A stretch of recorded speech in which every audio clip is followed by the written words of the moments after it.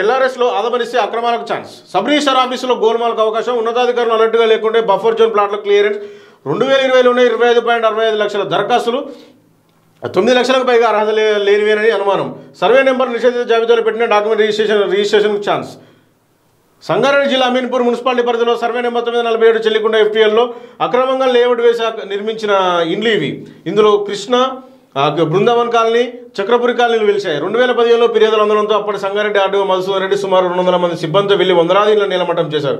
కానీ 10 ఏళ్ల తర్వాత అదే సర్వే నెంబర్ 947లోని అదే వెంచర్లో స్థానిక నేతలు అధికారుల సపోర్ట్తో మళ్లీ 100 నిర్మాణాలు కొనసాగుతున్నాయి. గత BRS ప్రభుత్వం హయాంలో LRS కోసం అప్లై చేసిన 100 మంది ఇప్పుడు రెగ్యులరైజ్ చేసుకునే పనిలో పడ్డారు. కొందరైతే పక్కనే ఉన్న DTCP లేఅవుట్ను చూపి LRSకు సైతం దరఖాస్తు చేసుకున్నానే ఇల్లు నిర్మిస్తుండగా ఇంకొందరు ఏకంగా ఇంటి నెంబర్ల పైన పర్మిషన్ తీసుకుని కట్టారు. చూడండి, ఈ LRS అనేది చాలా పెద్ద స్కీమ్.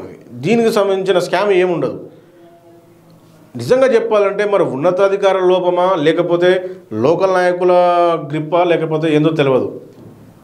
LRS అనేది అక్కడ నీకు ఫ్లాట్ అనేది నీకు బఫర్ జోన్లో ఉందా, లేకపోతే గవర్నమెంట్ సర్వే నెంబర్లో ఉందా, లేకపోతే నీకు అక్కడ కట్టుకోనికి నీకు అక్కడ అందుబాటులో అన్ని వసతులు అందుబాటులో ఉన్నాయా, లేకపోతే అదేమన్నా నీకు ఇండస్ట్రియల్ సంబంధించిన ఏరియా సంబంధించిన సర్వే నెంబరా, ఏది చూడరు. టౌన్ ప్లానింగ్ అధికారులకు ఎంత ముడుపు పోతుంది, అక్కడ లోకల్ కమిషనర్లకు ఎంత ముడుపు పోతుంది, మరియు అక్కడికి వచ్చిన ఎంక్వైరీ చేసే అధికారికి ఎంత ముడుపు పోతుంది, అంతే. ఓవరాల్గా ఎవరికి ఎంత ముడుపులు పోతున్నాయి అంతే, చాలా అంతే. నీకు అక్కడ ప్లాట్ ఆల్రెడీ ఇల్లు కట్టినా కానీ పర్మిషన్ వస్తుంది. ఇల్లు కట్టినాడికి పర్మిషన్ తీసుకున్న వాళ్ళు చాలా 100 మంది ఉన్నారు. ఇంకా అసలు LRS BRS పర్మిషన్ ఏంటంటే అండి, మీరు ఇల్లు కట్టకముందు పర్మిషన్ తీసుకొని తర్వాత దాని ప్రకారం ఆ ప్లాన్ ప్రకారం మీరు ఇల్లు కట్టుకోవాలి.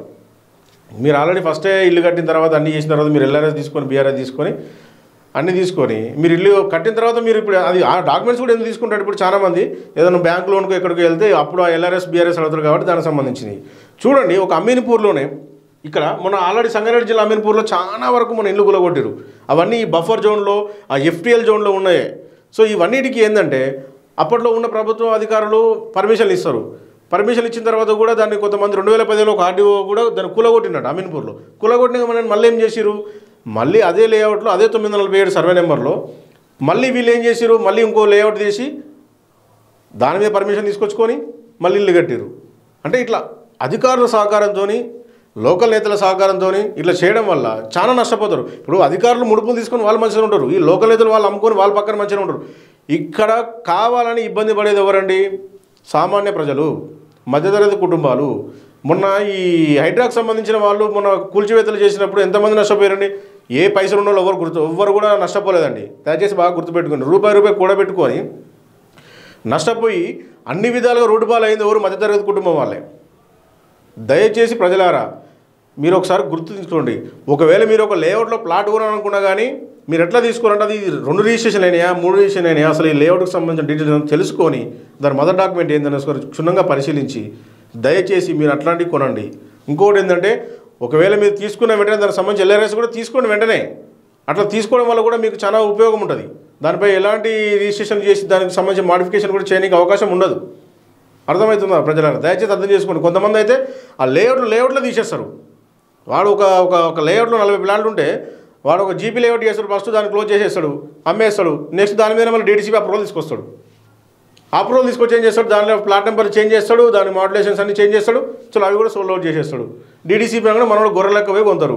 కొన్న తర్వాత ఏం చేస్తాడు, ఈ GP లేఅవుట్లో ఫస్ట్ కొని ఉంటారు కదా, వాళ్ళు వచ్చి నా ప్లాట్ ఏమైందని వాళ్ళు పంచాది, వానికి వీరికి మధ్య పంచాది. ఆ భూమి అమ్మినోడు మంచిగా ఉండు, దాని మధ్యలో వచ్చిన బ్రోకర్ గారు మంచిగా ఊరు, అందరూ మంచిగా ఊరు.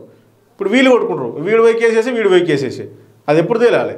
మళ్ళీ ఆఖరికి మళ్ళీ కోర్టులో ఏం చేస్తారు, ఫస్ట్ డాక్యుమెంట్ కొన్న వాళ్ళకే ఆ ల్యాండ్ అని చెప్తారు. మరి సెకండ్ డాక్యుమెంట్ వీళ్ళు కూడా రూపాయి పెట్టి కొన్నోళ్ళే కదా, DTCP సరే వాడు రూపాయి ఎక్కువ పెట్టి అమ్ముతాడు. సో వీళ్ళే కదా, వీళ్ళు కూడా నష్టపోయినట్టే కదా. దయచేసి ప్రజలారా మీరు అన్ని విషయాలు 1కి 10 సార్లు చెక్ చేసుకొని తీసుకోండి.